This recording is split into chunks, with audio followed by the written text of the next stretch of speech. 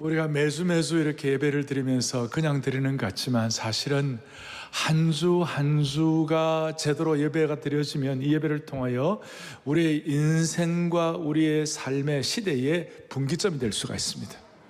따라서 오늘 예배가 여러분들을 소생시켜 주시고 우리를 모든 코로나의 상황 가운데서 우리를 보호하여 주시기를 원합니다.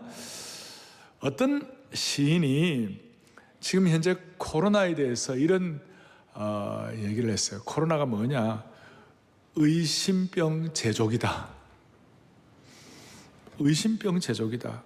그러니까 서로 혹시 저 사람 코로나 걸린 거 아니야? 이렇게 하고 엘리베이터를 타도 뭐 지하철을 타도 그렇게 해서 서로가 서로를 피하고 싶어하고 부담스러워하고, 그래서 다들 가까이 하기에는 너무나 먼 당신.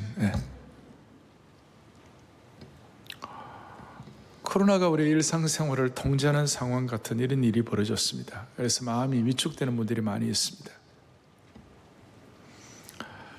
그런데 오늘 우리는 이 본문을 통하여, 스가랴 11장의 본문을 통하여 참목자 되시는 예수님 때문에 오늘 여러분들 다시 살아나기를 바랍니다. 저는 이 말씀이 살아계신 하나님의 말씀인 줄로 믿습니다. 이 말씀이 성령님의 조명과 영감과 계시로 기록된 하나님의 말씀이라고 확신합니다. 사실 어느 목회자가 이 스가랴 11장을 강의한다는 것은 상당한 뭐라고 그럴까요? 좀 이렇게 부담이 있어요. 왜냐하면 제가 스가랴 14장까지 전체 가운데 오늘 본문이 가장 난해한 본문 중 하나예요. 시리즈가 되니까 하는 거지 안 그러면 뛰어넘고 싶었어요. 그렇지만 계시의 눈을 열어주셔가지고 이 말씀 우리가 함께 참 깨닫고 순종하고 또 이 말씀을 통하여 생애가 새로워지는 그런 변화가 일어나기를 원합니다. 자, 스가랴 11장은 이렇게 시작합니다. 악한 목자들에 대해서 얘기를 합니다. 먼저 11장 서두 2절에서는 곡하는 것, 너 잣나무여 곡할지어다, 상수리 나무들아 곡할지어다. 그렇게 해서 이 11장의 예언은 목 놓아 우는 것으로부터 시작합니다. 그 이유는 악한 목자들, 엉터리 목자들, 잘못된 지도자들 때문에 목 놓아 우는 것입니다. 그리고 악한 목자들, 잘못된 지도자들에 대해서 16절과 17절에 뒤에 제일 마지막 부분에 뭐라고 말씀하고 있냐면, 그가 없어진 자를 마음에 두지 아니하고 흩어진 자를 찾지 아니하고 상한 자를 고치지 아니하고 먹이지 아니하고 오히려 살찐 자의 고기를 먹으며 또 그 굽을 찢겠다 그랬어요. 그래서 17절에 화 있을 진저 양떼를 버린 못된 목자야, 없어진 양떼에 관심이 없고 흩어진 자를 찾지 아니하고 상한 자를 고치지 아니하고 굽을 찢어버리고 양떼를 버리는 못된 목자에 대해서 그것 때문에 곡할지어다. 아시는 대로 그 당시에 지도자와 목자들은 바람직한 목자가 아니었습니다. 역사적 책임을 다하지 못하고 올바른 목자로서의 지도력을 발휘하지 못해서 백성들은 나라를 잃고 포로로 잡혀가지고 수많은 고통을 겪었습니다. 포로에서 회복되어 귀환은 했지만 예루살렘이 얼마나 황폐했는지 여러분들이 잘 알 거예요. 그래서 오죽하면 7절에 참으로 가련한 양들이 되었다. 악한 목자들 때문에 백성들이 우왕좌왕하고 버림받고 가난하고 비참하고 짓눌리고 억눌렸어요. 마치 맹수들의 먹이가 될 수밖에 없는 양들 같았어요. 그래서 4절과 7절에 보면 잡혀 죽을 양떼들, 잡혀 죽을 수밖에 없는 양떼들, 기가 막힌 것이에요. 그러나 겉으로 볼 때는 지도자들이 겉으로는 백향목 같고 상수리 나무 같고 잣나무 같았어요. 그러나 실제로는 악한 목자였다는 것입니다. 백향목은 당시의 나무의 왕이고 가장 위엄 있고 아름답고 영어로운 표상이었습니다. 근데 겉으로는 무성한 숲인데 2절 뒤에 보니까 엎드러져 버렸다. 너 잣나무여 백향목아 상수리 나무들아 곡할지어다. 무성한 숲이 엎드러져 버렸다. 3절에 보니까 쓰러졌다 그랬어요. 쓰러졌음이로다, 쓰러졌음이로다 두 번이나 나오고, 그리고 2절 뒤에 그 쓰러졌다는 말은 엎드려졌다는 말과 동일어가 되는 것이, 잘못된 목자 때문에 힘들고 쓰러지고 젊은이들 용어로 말하면 폭 망했다는 것이, 폭망해. 이것은 멀리 갈 것도 없습니다. 마치 우리나라 구한말 고종시대 때 엉터리 지도력 때문에 일반 백성들과 민초들이 너무나 비참했습니다. 나라를 말아먹었습니다. 진짜 백성들의 얼굴이 떼국물이 흐르고 피골이 상접했어요. 당시 선교사들이 조선에 와가지고 그 어떤 거리들은 오물 때문에 걸을 수가 없었다고. 그 이유는 왕이 나약하고 지도력이 없고 권문세가들과 사대부들의 세도 정치의 리더십 때문에 온 국민들의 처참함은 백성들은 말로 다 할 수가 없었어요. 그래서 백성들이 러시아와 청나라와 일본에 내팽개쳐지게 되었습니다. 멀리 갈 것도 없이 우리나라가 그런 일을 겪었죠. 이런 악한 목자들에 대해서 오늘 8절에 보니까 한 달 동안에 내가 그 새 목자를 제거해버렸다. 엉터리 새 목자. 여기에 새 목자에 대해서는 여러 해석이 있지만 포로시대 기환해 갖고는 왕이 없었어요. 그러니까 대체적으로 제사장, 그리고 장로, 서기관. 예수님 시대 때 여러분들이 이스라엘 종교 지도자들 생각하면 될 것입니다. 많은 도전을 받습니다. 그래서 악한 목자들에 대해서 8절에 보니까 새 목자를 제거해버렸다고 그랬는데, 이 목자들이, 악한 목자들에 대해서 하나님 뭐라고 하셨는가? 8절에 보니까 내가 이 악한 목자들 뭐라고 되어 있는가? 이는 내 마음에 그들을 싫어하였다. 그들을 싫어하였다. 그런데 또 하나는 더 가관인 것은 그 악한 목자들의 마음에도 나를 미워한다, 그런 내용이 나와 있어요. 뭐 멀리 갈 거 없고 예수님 시대 때 서기관과 바리새인이 예수님을 얼마나 미워하고 예수님을 원수처럼 생각했는가, 이렇게 판단하면 될 것이. 자, 이 말씀을 여러분들이 받을 때에 악한 목자들에 대해서 막 후드리고 뭐라고 그러고 막 이렇게 하겠구나. 근데 여러분들, 이게 지도자들에 대한 얘기만 됩니까? 저는 지도력을 영향력이라고 생각합니다. 영향을 주고받는 사람들은 다 지도자입니다. 맞습니까? 이 말씀은 오늘 악한 목자들, 지도자들 뿐만 아니라 영향력을 주고받는 인생은 다 여기에 포함된다고 말할 수 있습니다. 보세요. 모든 사람들은 집안에 가장이에요. 남자분들은 집안에 다 가장들이에요. 지도자라고 말할 수 있습니다. 또 지도자는 제가 영향을 주고받는다고 말씀을 드렸어요. 자식이 부모에게 얼마나 영향을 많이 끼칩니까? 여기 젊은이들도 앞으로 10년 지나면 다 부모가 될 사람들이 많아요. 그러니까 우리는 오늘 이 말씀의 대상이라고 말할 수 있어요. 어떤 특정한 지도자만 말하는 것이 아니에요.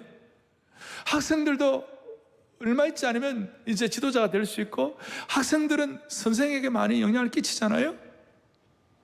자, 예를 들어서 제가 오늘 예배당 들어오는데 어떤 교우들이 또 뭡니까? 또 우리 교회 제가 동료하는 부교육자들이 인상 팍팍 끓이면서 촥 이러고 있으면 제가 할렐루야 그러겠어요? 저 설교를 하는데 마음에 부담이 많이 있죠. 제게 영향을 끼치는 거예요. 우리는 서로에게 영향을 끼치는 사람들이라고 말할 수 있어요. 그런 의미에서 오늘 말씀은 우리 모두에게 주신 말씀으로 받으시기를 바라는 것이에요. 그렇다면 참목자, 선한 목자가 뭐냐? 오늘 본문 11장에서 우리에게 참목자, 선한 목자에 대해서 4절에 뭐라고 말씀하느냐? 여호와 나의 하나님이 이르시되 너는 잡혀 죽을 양떼들을 먹이라. 양들의 선한 목자, 참 목자는 양들을, 잡혀 죽을 양들을 먹이라. 끝까지 양들을 먹이라 이거예요. 그래서 그런 의미에서 참 목자는 뭐냐? 잡혀 죽을 양떼를 먹이는데, 이제 이 참 목자에 대해서 우리가 좀 생각할 것은 반어법으로 대조를 해가지고 엉터리 목자는 어떻게 하는데, 그렇다면 참 목자는 반대로 한다, 이렇게 생각하시면서 해석을 하면 돼요. 5절을 보겠습니다. 이렇게 나와 있습니다. 그들의 목자들은 그들을 불쌍히 여기지 아니하는도다. 목자상에 나타나는 첫 번째는 뭐냐? 불쌍히 여기는 목자. 참 목자는 양떼들을 어떻게 여긴다고요? 불쌍히 여긴다. 이 불쌍히 여긴다는 이 단어를 찾아보니까 출애굽기 2장 6절에 아기 모세가 나일 강가에 버려졌을 때 애굽 공주가 모세를 보고 불쌍히 여기는 그 내용이에요.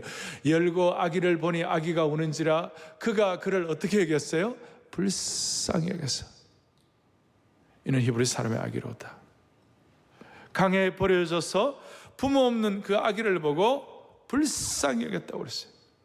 할 수 있는 것은 우는 것밖에 없는 그 버려진 아기, 그를 보고 불쌍히 여기는 것.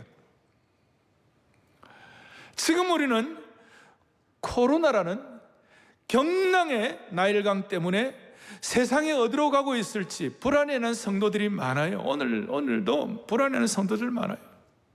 현장 예배를 우리가 주님 앞에 드리는 분들, 사명을 알고 드리는 분들, 또 온라인 생중 예배를 들어와서 같이 예배를 드리는 분들 가운데 혹이나 마음속에 이 코로나 때문에 위축된 마음이 있다면 하나님께서 우리를 불쌍히 여겨 주시기를 바라는 것이에요. 확진자 수가 올라갔다 내려갔다 200, 300, 400, 500 된다 그랬을 때 또 1단계, 1.5단계, 2단계, 또 2.5단계 된다고 그러는데 이런 것들 때문에 마음이 안정되지 못한 분들이 계시다면 갈대 상자 속에서 홀로 울고 있는 아기 모세를 불쌍히 여겨주시는 것처럼 이 코로나 때문에 마음이 옴짝달싹하지 못하는 분들을 하나님께서 불쌍히 여겨주시기를 바라는 것이에요. 그러니 오늘 중요한 것은 참 목자상의 덕목 넘버원, 불쌍히 여기는 마음이에요. 신약에도 계속해서 무리를 보고 민망히 여긴다. 그러니 여러분들 결혼을 하고 난 다음에 남편과 아내 사이도 마찬가지예요. 아내가 영향력이 많습니까? 남편이 영향력이 많습니까? 답은 여러분들 나이에 따라 다를 거예요. 저는 30대 때 가부장이었습니다. 그런데 50, 60이 넘었는데 아내의 영향력에 영향받지 않을 남편이 어디 있겠어요? 그런데 여러분, 아내가 남편을 좀 불쌍히 여겨주시기를 바라요. 남편들 왜 가만히 계세요? 예? 또 남편들 아내를 불쌍히 여겨주시기를 바라요. 우리가 서로에 대해서 참목자상을 회복해야 돼. 불쌍히. 어제 새벽 우리 토요 비전 새벽에 때 말씀을 드렸는데 미국이 1863년도에 이제 지난주 우리 추수감사절 지나서 미국 같은 경우는 지난주가 추수감사 목요일이 추수감사절이고 오늘이 추수감사주일이거든요. 근데 그게 된 이유가 뭐냐면 미국이라는 나라가 완전히 남북 전쟁 때문에 두동강이 났어요. 완전히. 이것은 우리 6.25 때 남침 때문에 생긴 그거보다 더 비참했어요. 얼마나 많은 사람들이 죽고 사상적인 갈등들, 노예 제도에 대한 갈등들, 그 다음에 제도에 대한 갈등들, 지역적인 갈등들 말도 못했어요. 이런 상황 가운데 아브라함 링컨이 이 민족적 치유를 어떻게 할 것인가, 그리고 정말 마음속에 어려움 당하는 사람들에 대한 불쌍히 여기는 마음이 미국의 어떤 역대 지도자보다 더 강했어요. 그럴 때 이 어려운 일일수록 오히려 하나님 앞에 우리를 불쌍히 여겨주셔서 우리가 그 불쌍히 여김을 받고 하나님께 감사하면 길이 열릴 것이다, 이렇게 생각했어요. 그래서 추수감사절을 아브라함 링컨이 제정을 했어요. 11월 마지막 목요일 날. 그래서 그 어려운 환경 가운데서도 계층 간에, 사상 간에, 직업 간에, 나라, 지역 간에 완전히 두쪽난 그 가운데서 날씨는 추워지고 고아와 과부와 상처받은 자의 수가 수도 없이 많아질 때 목자의 심정이 있을 때는 링컨이 이 문제 어떻게 해결할까? 그래서 불쌍히 여기는 마음으로 피비린내 나는 사회를 오히려 감사의 차원으로 올리자. 그래서 추수감사절을 만든 거예요. 그 이후 초월적 감사, 역설적 감사, 평생 감사, 절대적 감사. 어제 아침에 말씀드렸지만 그러니까 감사, 그럼에도 감사, 그럴수록 감사, 그것까지 감사. 여러분, 이런 마음을 가지고 서로를 불쌍히 여기고 그 불쌍히 여기는 가운데서 감사가 나올 때 하나님이 일하시는 것이에요. 보호하시는 것이에요. 참목자상이 회복되는 거예요. 역할을 하는 거예요. 두 번째, 불쌍히 여기뿐만 아니라 참목자는 7절에 보니까 뭐라고 나와 있는, 이렇게 나와 있어요. 내가 잡혀 죽을 양떼를 먹이니 참으로 가련한 양이라. 참 목자는 양떼를 먹이는 거예요. 참된 양식을 먹이는 거예요. 악한 목자는 양떼를 먹이지 않아가지고 튼튼한 양도 야위게 하고 살이 오른 양들은 잡아먹고 심지어 마지막 한 입까지 먹겠다고 발굽까지 갉아먹는 거예요. 16절 우리 세 번역에 보면 이와 같이 나와 있어요. 튼튼한 양을 먹이지 않아서 야위게 하고 살찐 양을 골라서 살을 발라먹고 그 다음에 발굽까지 다 갉아먹을 것이다. 수은갈비 마지막 뜯는 것까지 이렇게 다. 왜 하나님은 이와 같이 우리에게 귀에 딱지가 앉을 정도로 목자와 양의 관계를 성경 곳곳에서 말씀합니까? 이 난해하다는 스가랴 11장에도 이 목자와 양의 문제를 이렇게 말씀하고 계십니까? 저는 요한이 이 심정을 잘 깨닫고 양의 문제를 잘 깨닫고 내 양은 나를 알고 나는 선한 목자라 주님이 그렇게 말씀하셨잖아요. 그러면서 그때 제가 요한복음을 할 때 뭐라고 얘기해요? 우리는 다 착한 목자, 착한 양 되게 하여 주십시오. 왜냐하면 우리 주님이 참 목자이신 걸 믿는 사람들은 다 착한 목자, 착한 양의 역할을 서로 상호 보완적으로 주고받는 것이에요. 그래서 여러분, 오늘 제가 지금 드리는 이 말씀을 여러분들 잘 이해하면요, 직장에서 내가 어떻게 생활하고 가정은 어떻게 억어해야 하고 사회적 갈등 문제를 어떻게 해결할 것인가, 거기에 대해서 영적인 그리스도인 준칙, 원칙들을 발견할 수가 있는 것이에요. 성경은 귀에 딱지가 앉을 정도로 이처럼 목자와 양의 관계를 많이 말씀하시는 이유가 뭐냐면, 특별히 우리 한국교회 성도들은 좀 이해해야 되는데, 여러분 우리는 목자와 양의 관계가 잘 안다 하지만 유대인들처럼 그렇게 실감이 안 돼요. 우리는. 왜냐하면 양 키워본 분 계세요? 손 들어보시겠어요? 한 명도 없잖아요. 유대 나라는 양 키워본 사람 손 들어보라 하면 대부분 다 손을 들잖아요. 양 만져본 분 손 들어보세요. 몇 년 전에 우리 여기 글로벌 광장에다 양 두 마리 갖다 놓고 그때 아주 양 만져본 분, 내 인생에 처음 양 만져본다고. 근데 양과 목자의 관계에 있어서 제일 중요한 핵심은 뭐냐면, 여러분, 양은 시력이 마이너스이기 때문에 잘 안 보인다부터 시작해가지고, 양은 정말 아무런 자기 보호도구 이런 거 다 알지만, 양과 목자의 핵심 뭐냐면, 양은 목자가 없으면 죽는 거예요. 절대적 신뢰 관계의 어떤 그런 양과 목자의 관계예요. 인간이 키우는 가축 중에 양만큼 목자의 도움을 필요로 하는 동물이 없어요. 양은 목자의 돌봄과 케어가 없으면 존재할 수가 없어요. 우리가 일반적으로 이해하는 것과 많이 달라요. 잘 아시는 대로 양은 여러 가지 특징이 있습니다만은, 한 가지 양의 특징은 뭐냐면, 한 번 뒤로 벌렁 넘어지면요, 자기 힘으로 일어설 수가 없어요. 등이 땅에 닿고 네 발이 공중에서 발버둥 치다가 결국 지쳐서 죽는 거예요. 따라서 목자는 매일매일 양떼의 숫자를 살펴가지고 숫자를 헤아려보고 모두가 제 발로 일어설 수 있는지를 점검하는 것이 무엇보다 중요한 거예요. 그리고 100마리 양 가운데 한두 마리 양이 숫자가 모자랐을 때 목자의 머리에 싹 스쳐 지나가는 것이 뭐냐면, 이놈이 뒤집어졌구나. 이놈이 뒤집어졌구나. 빨리 가서 일으켜줘야지. 이 생각부터 드는 거예요. 게다가 독수리나 들개나 이리와 표범 같은 맹수, 맹금류들 앞에서 뒤집힌 양은 쉬운 먹거리가 되고 사냥감이 되고 밥상이에요. 밥상 차려놓는 거예요. 뒤집어진 양은 어떤 자기 힘으로 해결할 수 없어서 그냥 운명이 죽는 거예요. 그래서 참 목자는 이 양이 뒤집어져 있느냐, 아니면 또 양들이 자기 길을 잃어가지고 가시덤불 속에 들어가면 양의 그 양털과 가시덤불에 그거 엉켜져가지고 꼼짝달싹을 못해. 자기 힘으로 또 해결할 방도가 없어요.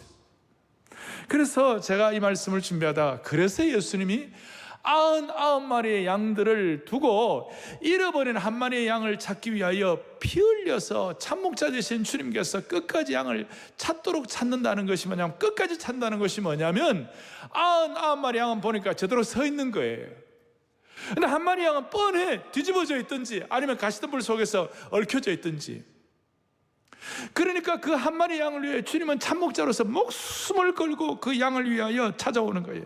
내어버리지 아니하고 찾아가시는 거예요. 그리고 그 양을 자기 목숨처럼 귀하게 여기는 거예요. 할렐루야.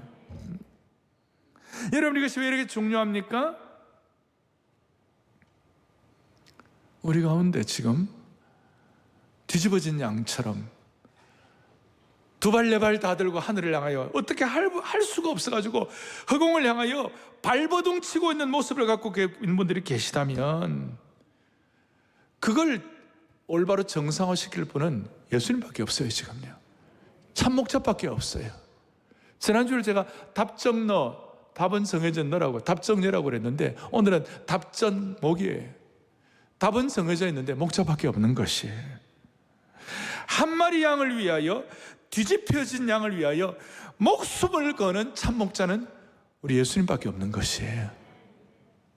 인생의 수많은 백문, 수많은 답 가운데 오늘 참목자가 뒤집혀진 인생을 회복하는 유일한 답이에요.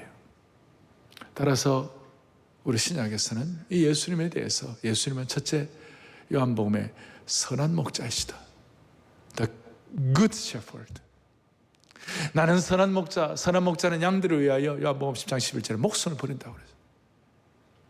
두 번째로 예수님은 나는 양들의 큰 목자, 히브리서 기자가 설명해, 양들의 큰 목자, The Great Shepherd, 크고 위대한 목자이신 우리 주 예수를 영원한 언약의 피로 죽은 자 가운데서 이끌어내신 평강의 하나님께서, 우리 주님은 큰 목자이신 줄로 믿으셔야 합니다. 또 우리 주님은 베드로전서에 보면요, 베드로 5장 4절에 보면, 그러면 목자장이 나타나실 때 시들지 않는 영광의 면류관을 얻으리라. 예수님은 또 선한 목자이자 위대한 목자이자 목자장이시다. 목자장이란 말은 목자들을 세우고, 목자들을 일으키시고, 목자들을 지명하시고, 목자들을 키우시는 목자장이시다. 오늘 이 목자장 되신 주님 앞에 두 발 두 팔 완전히 뒤집어져 가지고 낙심하고 있는 인생들을 주님이 이렇게 세워주시기를 원합니다. 자, 이제 역할 분담인데요, 예레미야 13장 20절에 보면 이런 말씀이 나와 있어요. 오늘 본문과 연결이 되어 있는데요, 같이 보겠습니다. 너에게 맡겨진 양떼, 내 아름다운 양떼는 어디 있느냐? 이제 역할이 다시 돌아가요. 양 없는 목자는 필요가 없어요. 그래서 다시 양떼가 어디 있느냐 물으시는 거예요. 우리가 예수님을 참목자로 모신다는 것은 우리도 선한 목자, 위대한 목자, 목자장 되시는 예수님의 삶을 우리도 닮아가는 것이에요. 예수님처럼 우리도 양들을 먹이고 인도하고 보호하고 위로하고 격려하는 착한 목자가 되어야 되는 것이에요. 그러니까 착한 양은 착한 목자가 될 수 있는 것이에요. 그래서 이런 참목자가 해야 할 일이 무엇인가? 7절에 이렇게 나와 있어요. 7절에 나와 있습니다. 뭐라고 나와 있느냐? 함께 보죠. 내가 막대기 둘을 취하여, 하나는 뭐예요? 은총이라 하며, 하나는 뭐라고 그랬어요? 연합이라고, 양떼를 먹인다고 그랬어요. 우리는 양들의 입장도 있고 우리는 목자의 입장도 있는데, 참목자는 은총이라는 지팡이와 연합이라는 막대기를 가지고 양들을 보호하고 양들을 키우는 거, 양들을 먹이는 것이에요. 마치 다윗이 고백한 대로, 목동 다윗이 고백한 대로, 목자 다윗이 고백한 대로, 주의 지팡이와 막대기가 나를 안위하시나이다. 주의 지팡이는 양들을 인도하고 보호하는 것이에요. 주의 막대기는 원수들의 이리와 저 사자와 곰의 발톱으로부터 양들을 보호하는 것이에요. 인도하고 보호하는 지팡이와 막대기인데, 그러면 오늘 스가랴 11장에서는 그 지팡이와 막대기가 뭐로 나오냐? 한 지팡이는 뭐냐? 은총이라는 지팡이고, 한 막대기는 뭐냐? 연합이라는 막대기. 은총이라는 이 막대기는 페이버라다, 페이버. 연합은 유니온이라고 그러는데, 은총이라는 이 페이버 이 안에는 뭐가 있냐? 즐거움과 유쾌함이라는 뜻이 포함되어 있어요. 무슨 말이냐면, 목자가 양을 먹일 때 책임감만 갖고 겨우겨우 억지로 하는 것이 아니라, 기쁨으로, 특권으로 양떼들을 먹이면 본인도 즐거워지고 목자의 삶도 즐거워지고, 골칫거리 양떼들을 오히려 그들이 더 이렇게 즐거움과 유쾌함으로 변화될 수 있도록. 아이고야, 이 양들 너무 힘드네, 어렵네, 이 고치거리 자식들 내가 어떻게 제대로 하나, 이렇게 막 만날 답답해가지고 그렇게 하지 말고 즐거움과 유쾌함으로 양들을 먹이고 섬기면 양들도 함께 건강해지고, 양들은 리더들을 닮아가기 때문에 은총의 막대기가, 은총의 지팡이가 임하는 곳에는 항상 즐거움과 유쾌함이 공존한다, 그 뜻이에요. 그래서 우리가 찬송을 할 때 선한 목자 되신 우리 주 항상 인도하시고, 양의 문이 되신 예수여 나를 용납하여 주시고, 흠이 많고 약한 우리를 용납하여 주시고, 그러고 난 다음 선한 목자 구세주여, 그 주님 우리가 따라갈 때 무슨 일이 벌어지냐? 주의 발자취를 따르니, 선한 목자를 따르니 어찌 즐거운 일 아닌가? 주의 발자취를 따르니 어찌 행복한 일 아닌가? 마음의 약한 생각 사라져, 마음의 두려움은 사라져 새로운 힘 솟는다. 할렐루야. 즐거움과 유쾌함이 있는 거예요. 또 하나 지팡이는 뭐냐면 연합이라는 지팡이 있어요. 여기 연합이라는 히브리어 단어는 구약에서 스가랴 11장에 이게 딱 한 번 나와요. 엮다, 묶다, 요즘 우리식으로 하면 네트워킹하다, 그런 뜻이에요. 서로와 서로를 연결시키고 서로와 서로가 잘 되도록 도와주는 것이. 희한한 거예요. 그 목자만 가면 에너지를 받는 거예요. 그 목자가 가면 즐겁고 감사하고 유쾌하고 기쁜 일이 생기는 것이에요. 그 목자가 옆에 서 있기만 해도 좋은 것이에요. 선한 목자는 양들을 연합하게 하고 이렇게 네트워크시키는 거예요. 사랑의 교회에서는 역할을 순장님들이 하시는 거예요. 또 순장님들이 그대로 해오셨어요. 오늘 새벽에도 내가 어떤 이메일을 받았는데, 지난 20-30년 동안의 사랑의 교회 사회 가운데 정말 감사하고 감격했던 것이, 순장으로부터의 사랑과 양육과 돌봄을 받아가지고 예수님도 믿지 않던 가정이었는데, 남편도 믿지 않았는데, 이제는 그 은혜를 가지고 본인이 순장이 되고, 이제는 남편도 순장이 되어서 말씀으로 영혼을 섬긴 것이 얼마나 귀하고 고귀한 것인지 너무 감사해가지고 이렇게 이메일이 저한테 길게 왔어요.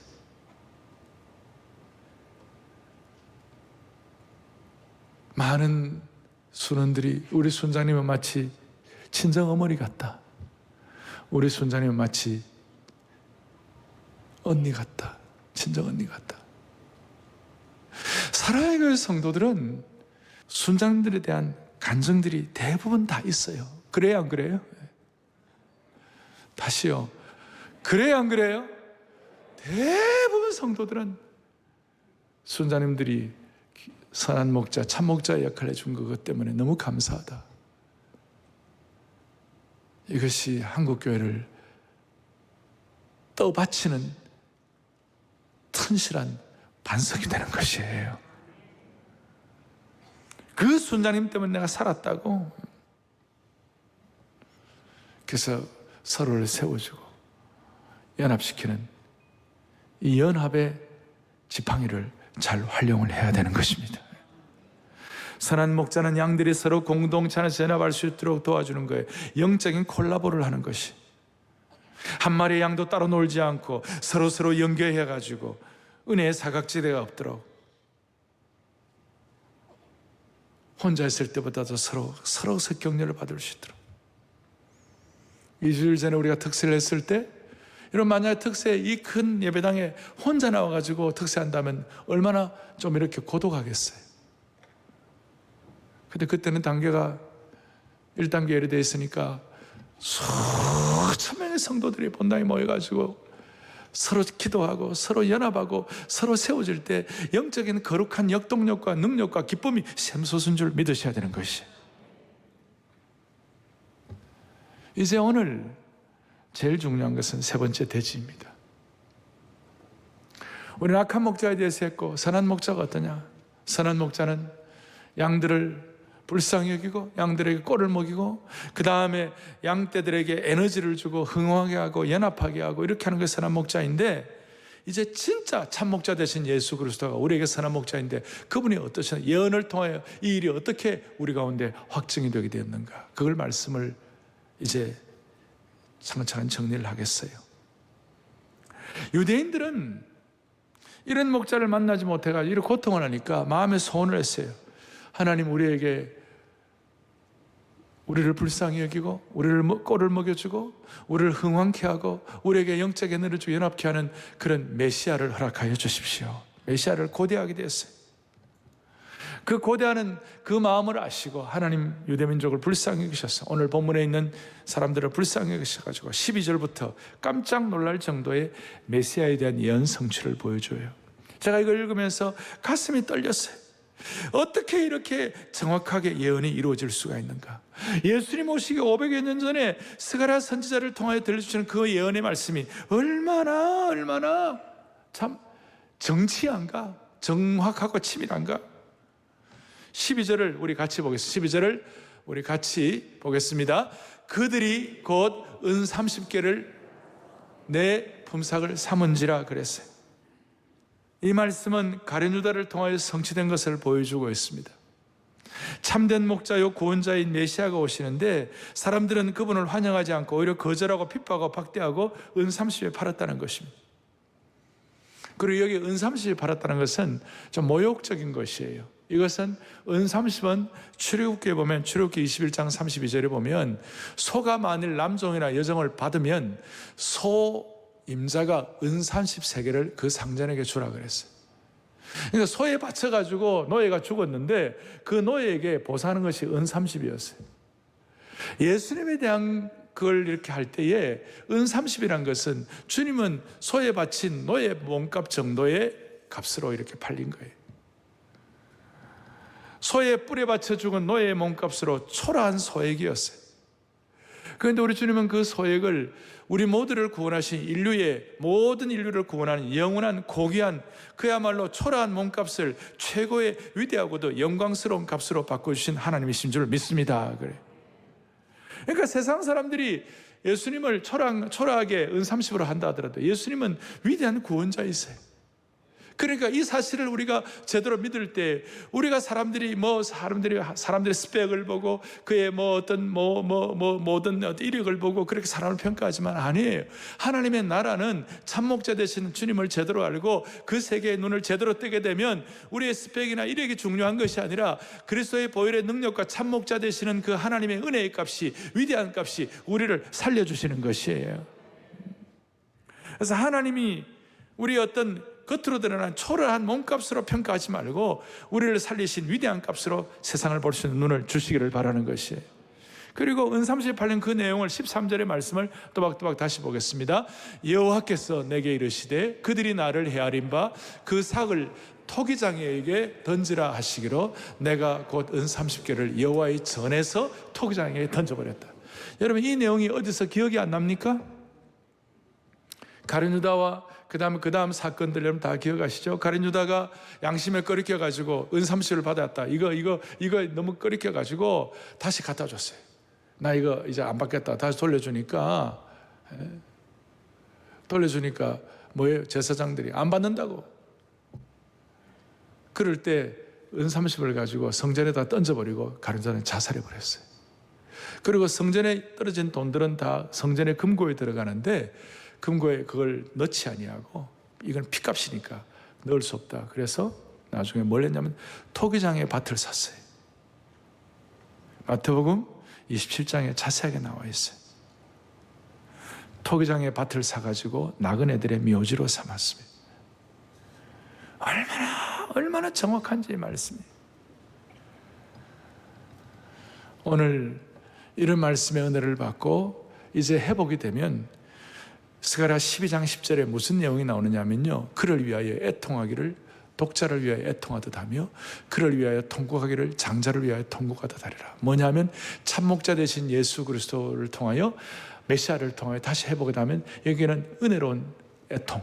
아까 처음 2절에서는 곡하는 것이 나왔고 악한 목자에 대한 애통이었지만 여기는 구원받고 회복되어 가지고 거룩한 눈물과 애통이 있어 구원받은 애통의 눈물로 변하게 되는 것이고 구원의 감격의 통곡으로 바꿔주신 주님을 찬양하는 것입니다. 그럴 때 13장 1절에 뭐라고 나와 있냐면 이렇게 나와 있습니다. 13장 1절을 또박또박 크게 합독하겠습니다. 그날에 죄와 더러움을 씻는 셈이 다윗의 족속과 예루살렘 주민들을 위하여 열리리라. 할렐루야. 악한 목자들 때문에 고통받는 이스라엘 백성들에게 참 목자 되신 예수 그리스도를 통하여 완전히 더러움을 씻는 정결의 샘을 통하여 회복된 것을 선포하고 있는 것이에요. 그 결과 죽음과 기근과 전쟁과 내전과 완전한 멸망에 이랬던 이스라엘이 다시 회복되는 것이에요. 오늘 주님 우리에게 말씀하시는 거예요. 너 지금 두 발, 네 발 다 하늘을 향하여 가시에 얽혀가지고 꼼짝 못하고 있느냐? 길이 없다. 답정목이다. 답은 정해져 있는데 목자 대신 예수 그리스도에 대해 눈을 다시 여는 것이다. 꼴을 먹이시고 불쌍히 여겨주시고 그의 은혜와 연합의 지팡이를 가지고 우리를 새롭게 하시는 그 하나님 앞에 우리 마음을 새롭게 회복하면 하나님께서 잘못된 통곡을 거룩한 통곡으로 바꾸어 주실 것이다. 오늘 우리가 확신하는 이 목자는 선한 목자이시고 위대하고 크신 목자이시고 목자장이신 예수님이신 것을 확신합니다. 그래서 베드로전서 2장 25절을 다 같이 한번 같이 말씀을 보겠습니다. 같이 보겠습니다. 너희가 전에는 양과 같이 길을 잃었더니 이제는 너희 영혼의 목자와 감독 되신 이에게 돌아왔느니라. 아멘. 우리 가운데 혹시 아직 예수 그리스도를 개인의 구주와 주님으로 영접하지 못한 분이 계시다면 영혼의 목자와 감독이신 주님께로 돌아오시기를 바랍니다. 그럴 때 이사야 40장 11절을 다 같이 크게 합독합니다. 그는 목자같이 양떼를 먹이시고 어린 양을 그 팔로 모아 품에 안으시며 젖먹이는 암컷들을 온순히 인도하시리로다. 할렐루야. 오늘 여러분들의 생애, 여러분들의 가정, 여러분들의 자녀들을 목자같이 먹여주시기를 바랍니다. 품에 안아주시기를 바랍니다. 여러분들 생애를 인도해 주시기를 바라는 것입니다. 그럴 때 이 예배가 한 예배로 끝나는 것이 아니라 우리 생애에 길이 열리는 은혜의 분기점이 될 수 있도록 만들어 주실 것입니다. 오늘 우리 암예배 때는 우리가 마칠 때 선한 목자 되신 우리 주 찬양도 하고, 그리고 목자 되신 주님께서 우리에게 주신 은혜가 뭐냐? 은총과 연합의 지팡이와 막대기를 통해 주실 때, 특별히 은총일 때 신선함과 즐거움과 기쁨과 유쾌함이 생긴다고 그랬는데, 오늘 이 목자 되신 주님을 의지하면서, 사실 11장은 난해한 성경이요 악한 목자에 대한 질타이지만 그걸 뛰어넘어가지고 참 목자 되신 주님을 의뢰할 때 우리에게 반드시 길이 열리리라고 믿는 것이에요.